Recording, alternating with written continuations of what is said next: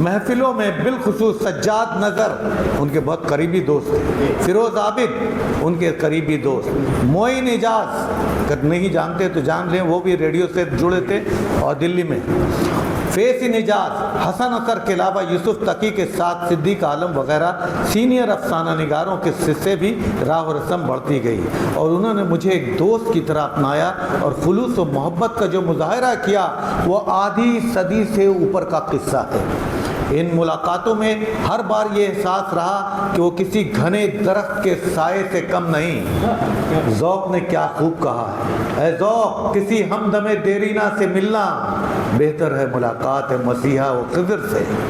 وہ بہت تیزی سے میرے قریب آتے گئے اور پھر میرے کئی ڈراموں کو اسٹیج پر دیکھا پریکٹیکلی۔ انتظار اور ابھی، انگاروں کا شہر، نیلامی ایک سلطان کی بٹوارہ جو ٹوبا ٹیک سنگھ پر لکھا گیا تھا، اور نکارہ جیسے ڈرامے دیکھنے کے بعد انہوں نے میرے ڈرامے کو نہ صرف سراہا بلکہ میری ہدایت کی پذیرائی بھی کی۔ وہ ان ڈراموں کے اسٹیج پیشکش سے متاثر تھے اور انہوں نے انگاروں کا شہر کا ریڈیو ورژن اور ڈرامہ خوابوں کا سویرا بحیثیت پروڈیوسر ٹی وی پر پیش کیا تھا۔ ریڈیو پر پیش کرتے ہوئے ابتدائیہ کے طور پر جو کچھ کہا تھا وہ آج بھی میری یادداشت میں محفوظ اور پہلی بار تحریری صورت میں اس کا اظہار ہو رہا ہے۔ انہوں نے کہا تھا کہ اردو ڈرامہ اب بنگلہ ڈراموں کی ہمسری کرنے لگا ہے۔ اس میں کتنی صداقت ہے یہ میں نہیں کہہ سکتا، اس سے مجھے سروکار بھی نہیں، لیکن میرے لیے نہایت حوصلہ افزا بات تھی اور دوسری طرف ان کی کشادہ دلی صاف ظاہر تھی۔ وہ ایسے مقام پر تھے کہ ان کے جملے اہمیت کے حامل تھے۔ بحیثیت افسانہ نگار اور شبخون میں افسانے کی مسلسل اشاعت کی وجہ سے ان کی شہرت ہندوستان گیر سطح پر مستحکم ہو چکی تھی۔ نئے لکھنے والوں یا ان کے ساتھ ابھرنے والے افسانہ نگاروں میں جو ادبی، فکری، علمی اور دانشوری کے پہلو ظاہر ہو رہے تھے، انیس رفیع بھی ان خصوصیات سے مالا مال تھے۔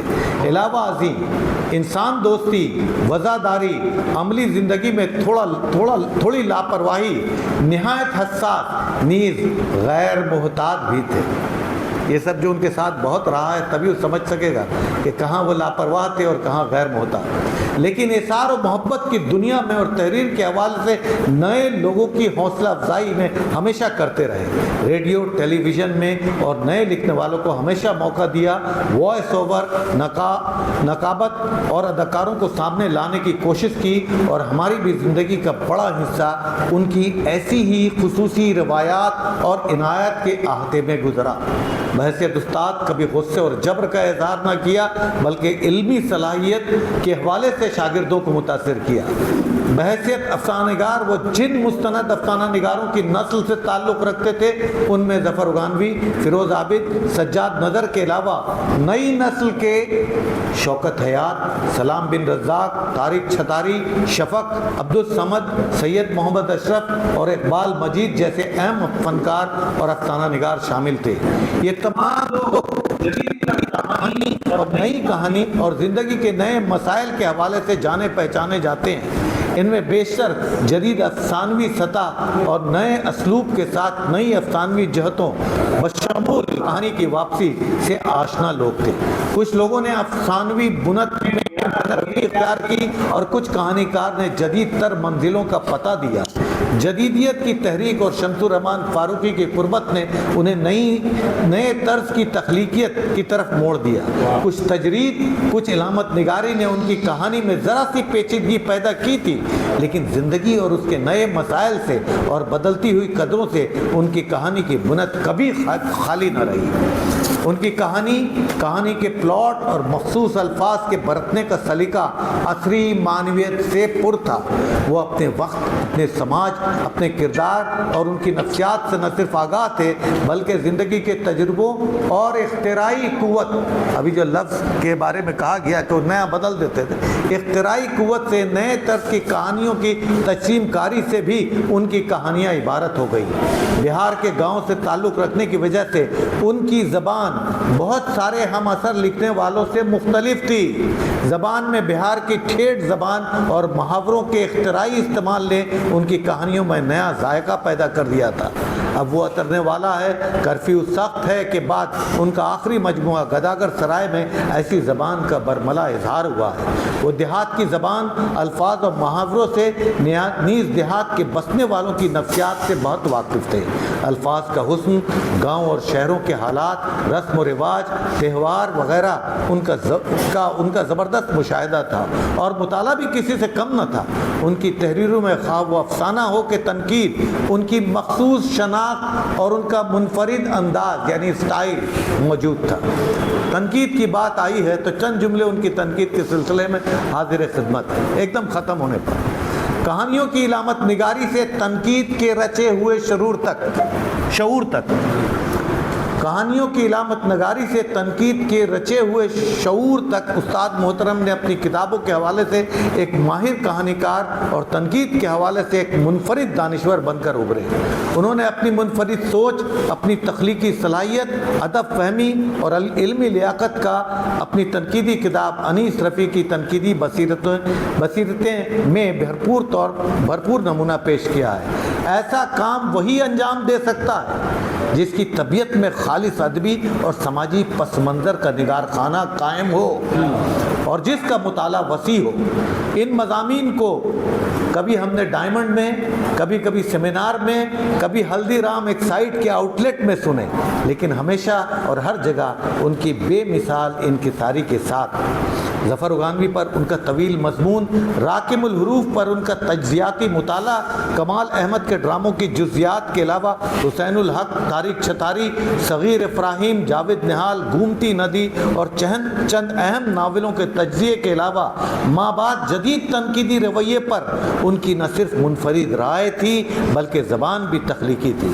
چونکہ وہ بنیادی طور پر تنقیدی فنکار تھے، لہذا ان کی تنقید میں بھی تخلیق کا رنگ نمایاں تھا۔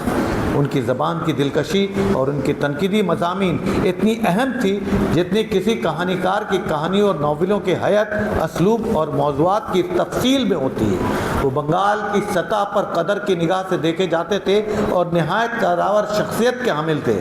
اگر آپ یہاں کے اساتذہ، پروفیسران حضرات اور نئی پود کے استاد، ادیب و شاعر کے کمتر درجے کی تخلیق اور درس و تدریس کے حوالے سے جائزہ لیں تو آپ پر ان کا ہنر کھلے گا۔ آسان نہیں۔ انہوں نے اپنے تنقیدی مفروضات سے یہ ثابت کیا کہ حسن بانی اور تہ در تہ مطالب و مفاہیم تک پہنچنا کس قدر جوخم کا کام ہے۔ اس میں شک کی گنجائش ہی نہیں کہ اپنے دور کے افسانہ نگاروں اور تنقید نگاروں میں ان کا قد نہایت بلند تھا۔ مجھے استاد محترم کو الوداع کہتے ہوئے دکھ ہوا ہے، لیکن اس بات کے احساس سے بڑی طمانینت بھی ملی ہے کہ ان کے بعد ادب، افسانے اور تنقید کی دنیا میں اندھیرا نہیں، اجالا پھیلا رہے گا۔ ادیب، شاعر، افسانہ نگار یا تنقید نگار اپنی تخلیق میں زندہ رہتا ہے۔ کلکتہ کے ہوٹلوں میں، ان کے دوستوں کی ہمدمی میں، ان کے ساتھ سفر، بہار کے سفر میں جب فیروز عابد صاحب کے فرزند کی شادی ہوئی تھی اور رات رات ادب اور افسانے پر گفتگو ہوئی، ان کی تقاریر اور تحریر سے فیض اٹھاتے ہوئے ادبی اور فکری گفتگو میں ہمیں اجالے کا احساس ہوا ہے۔ ان کے ساتھ گزارے ہوئے لمحے میں میری زندگی کے سنہرے دن بھی میں سے ہیں۔ ان کے ساتھ گزارے ہوئے لمحے میری زندگی کے سنہرے دنوں میں سے ہیں۔ جو افسانہ اور تنقید کی نئی نسل ان سے بہت کچھ سیکھ سکتی ہے۔ انہوں نے اپنے انداز کی تحریر سے ہم سبوں کو متاثر کیا اور افسانے کی روایت اور تنقید کو بغال کی سطح پر نہایت برقرار کیا۔ یہ قصہ بہت طویل ہے، لیکن ایک دوسرے کو نقل کرتے ہوئے اس طویل مسافت کو میں کرتا ہوں۔ وہ ہر ایک بات یوں ہوتا تو اچھا ہوتا۔ واپس میں پروفیسر غلام سرور صاحب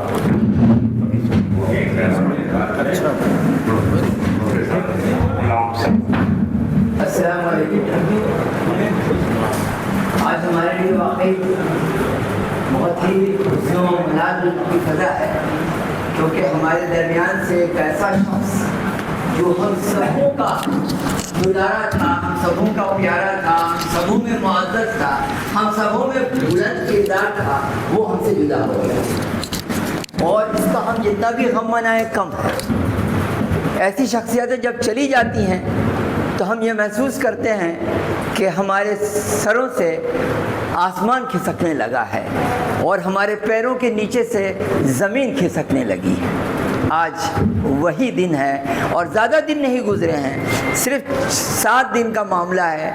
6 تاریخ کو ان کا انتقال ہوتا ہے، آج ہم 13 تاریخ کو ان کے لیے جلسہ تعزیت منعقد کر رہے ہیں، اور یہ تمام جو کریڈٹ ہے یہ جاتا ہے جناب خلیل احمد صاحب کو، جو کہ محمد علی لائبریری کے سیکریٹری ہیں اور ابھی بھی اس عمر میں بھی جوان خیالات کے ساتھ وہ یہاں موجود ہیں۔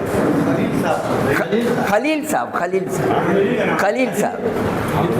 ہاں، تو اس موقع پر بہت زیادہ گفتگو کرنے کی ضرورت نہیں، بہت ساری باتیں آ گئیں، بہت سارے پہلو ہمارے سامنے آ گئے۔ اب ایک نقطہ جو ہے وہ میں کہنا چاہتا ہوں کہ انیس رفیع کے حوالے سے ایک شاندار سیمینار کی ضرورت ہے، کیونکہ آج جو فکری بصیرت ہمیں ملی ہے اس سے یہ اندازہ ہوتا ہے کہ مغربی بنگال میں اگر کوئی بلند قامت شخصیت گزری ہے تو ان میں سے ایک نام انیس رفیع کا ہے، اور انیس رفیع ہمارے دلوں میں ہمیشہ زندہ و پائندہ رہیں گے۔ خدا حافظ۔ بہت بہت شکریہ سرور صاحب، صاحب نے تو اناؤنس کر ہی دیا ہے اختیار کا، اور مجھے یقین ہے کہ پوری قسم کی جلدی ان پر سیمینار کرے گی۔ خدا تعالیٰ اور میں ذاتی طور پر یہ کتاب ترتیب دے رہا ہوں انیس رفیع کے افسانوں کے حوالے، تو وہ بھی 3-4 مہینے میں انشاءاللہ وہ کتاب آ جانی چاہیے۔ ہمارے قلمکار جو ہیں جتنی جلدی مجھے دے دیں گے ہم انشاءاللہ اتنی جلدی اسے کتاب کو ترتیب دے پائیں گے۔ اللہ تعالیٰ اب میں استاد شاعر جناب حلیم ثابت صاحب سے درخواست کرتا ہوں کہ وہ اپنے خیالات کا اظہار کریں، منظوم یا نثر جس میں چاہیں، منظور و منشور جس میں۔ جی السلام علیکم۔ صدر محترم، اسٹیج پر رونق افروز مشاہیر ادب اور خواتین و حضرات پر مشتمل باوقار سامعین کرام، آج ہم لوگ ایک ایسی ادبی شخصیت کی تعزیت کے لیے جمع ہوئے ہیں جن کی شعرۂ آفاق ادبی ہستیوں میں جن کا شمار ہوتا تھا۔ انیس رفیع صرف بنگال تک نہیں بلکہ کل ہند پیمانے پر، بلکہ ہند و پاک اور اس سے بھی آگے تک اپنی شناخت، ادبی شناخت رکھتے تھے، اور انہوں نے بنگال کا بھی نام روشن کیا۔ جدیدیت کے تعلق سے انہوں نے جو افسانے تحریر کیے ان کے افسانے متاثر کن تھے، اور ادب کے تعلق سے ان کی ایک منفرد پہچان بنی، انہوں نے اپنی شناخت قائم کی۔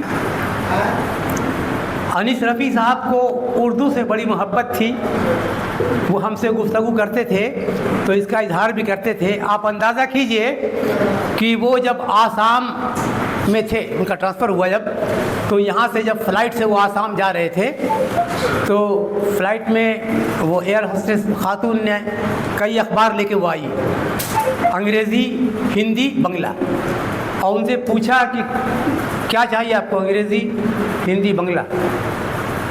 تو کوئی دوسرا حضرات تھا تو بولتا انگریزی دے دو اپنا، انہوں نے کہا کہ اردو۔ وہ مسکرا کر چلی گئی، اور اس کے بعد 2 منٹ کے بعد اس کو لا کے اخبار مشق دیا ان کو۔ انہوں نے بتایا مجھے کہ دیکھیے اردو والے ہیں لیکن طلب نہیں کرتے ہیں، تو اس کا احساس دلانے کے لیے کہ اردو بھی ایک زبان ہے۔ وہ 3 زبان کا اخبار لے کے آئی تھی، جانتا بس اسی میں تو انگریزی اور ہندی اور بنگلہ، اردو اخبار اس کے پاس ہے مگر وہ لے کے نہیں تھی۔ تو اس سے ثابت یہ ہوتا ہے کہ ان کو اپنی زبان سے کتنی محبت تھی، اور اردو کے زباندانوں سے محبت کرتے تھے۔ جب وہ چلے گئے آسام تو وہاں سے مجھے کئی بار انہوں نے خط لکھا، اس وقت یہ واٹس ایپ اور موبائل نہیں تھا، کئی بار خط لکھا۔ ان کی نظر رہتی تھی کہ بنگال کا کون شاعر، کون ادیب دلی کے آج کل میں اور وہاں رسالوں میں شائع ہو رہا ہے، उसकी भी निशानदही उनको रहती थी और उसकी पजीराई करते थे। उन्होंने ख़त लिखा मुझे कई बार। बहरहाल मैं ज़्यादा देर गुफ्तगू में नहीं जाऊँगा, मैं 2-4 शेर भी पेश कर दूँगा। मैं ये बताना चाहता हूँ कि उनकी नज़र में उर्दू का हर अदीब व शायर समझिए उनकी तवज्जो का मुस्तहिक हुआ करता था।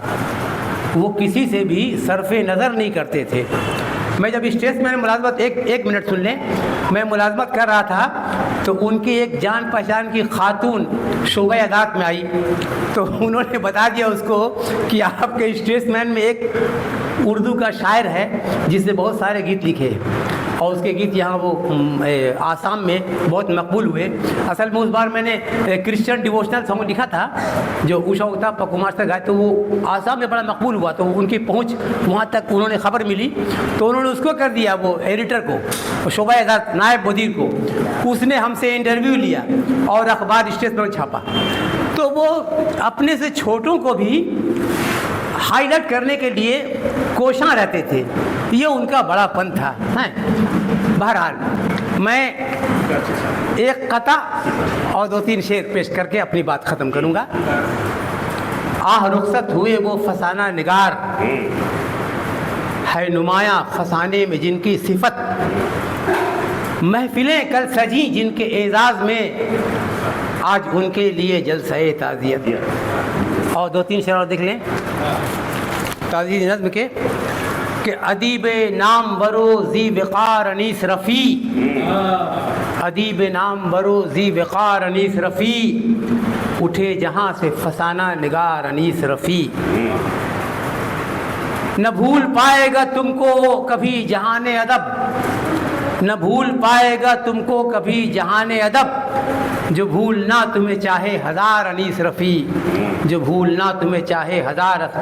और जदीद तर्ज के अफसाने हैं वो अपनी मिसाल, जदीद तर्ज के अफसाने हैं वो अपनी मिसाल, रकम जो तुमने किए बेशुमार अनीस रफ़ी, रकम जो तुमने किए बेशुमार अनीस रफ़ी। और शनाख्त अपनी बनाने को तुम न लेते थे, शनाख्त अपनी बनाने को तुम न लेते थे, किसी से तर्ज अदब मुस्तआर अनीस रफ़ी, किसी से तर्ज अदब मुस्तआर अनीस रफ़ी। और तुम्हारे नक्श कफ़े पा रहेंगे ताबिंदा, जो तुमने छोड़े सरे रह गुजार अनीस रफ़ी, उनके नक्श। और आखिरी सुन लें कि हमें यकीन है जहाने फसाना में सदियों, हमें यकीन है जहाने फसाना में सदियों, रहेंगे जिंदा फसाना निगार अनीस रफ़ी। शुक्रिया। बहुत उम्दा अब मैं इस तकलीफ की रूबरुआ और उसको किस तरह सजाया जाता है ये प्रोफेसर मसूद आलम साहब ने पूछे थे। ये आज जो लोग स्टेज पर मौजूद थे या हमारे दरमियान में शामिल थे, ये मौजूद प्रोफेसर मसूद आलम साहब की मौजूदा थे। मैं उनसे दरख्वास्त करता हूँ कि मसूद साहब से बड़े करीब रहे हैं हमारे मसूद साहब, और उनसे उनका काफ़ी ज़्यादा इंतजार रहा है। अपने तरफ से बात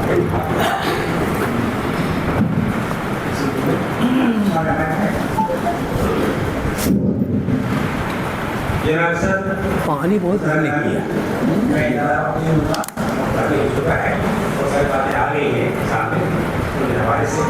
बहुत सारी चीज़ें ऐसी होती हैं कि किसी शख्स के बारे में 1-2 घंटे के अंदर तमाम जिंदगी के काम किए जाए और चीज़ों को फिर भी खत्म हो गया। चीज़ें ऐसी हैं जिनका जिक्र नहीं किया और वक्त का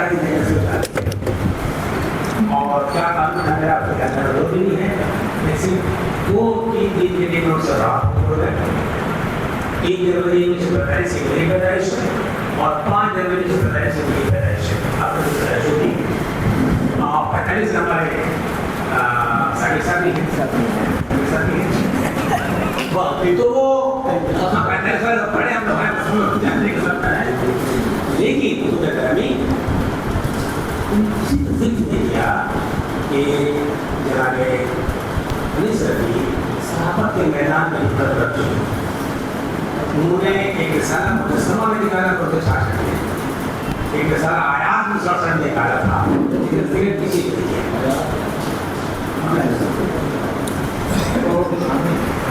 और उनको सालों का जिक्र किसी ने किया। कि आप ये कह दिए कि ये पहला ताज़ियती जलसा है, उनको बोल दें। और उसके लिए मुबारकबाद के मुस्तहिक हैं खलील साहब।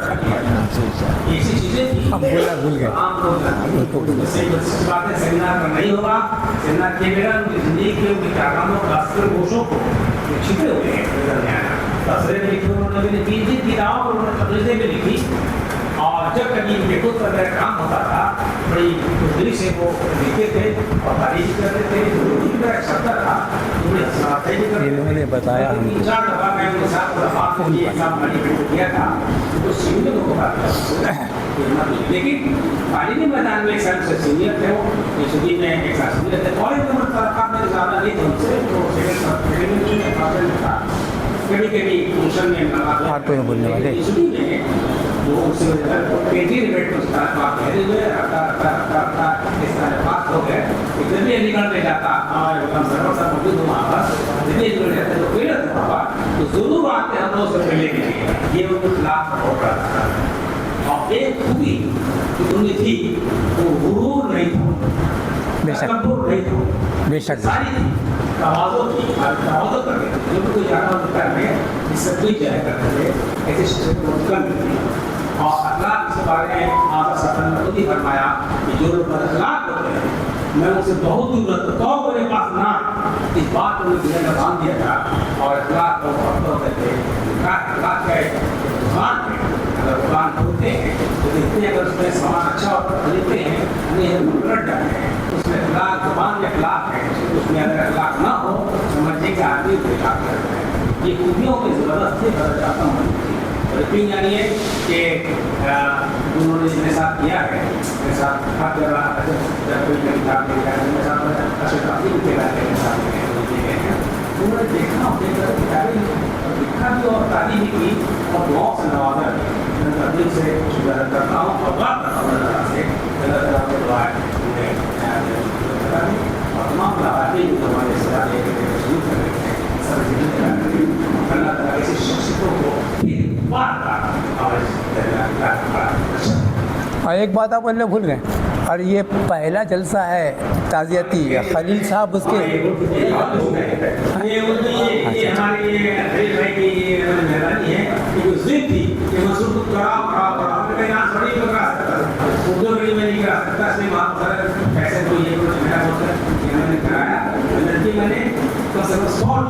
व्हाट्सएप किया इसमें व्हाट्सएप की 40 शादी तो आई है बाकी लोगों ने किया होगा हमें प्रकाश करा के इस्लाम के साथ आज के सदर मोहतरम दुआती के वाक़े बहुत करीब रहे जनाब सैयद साहब जी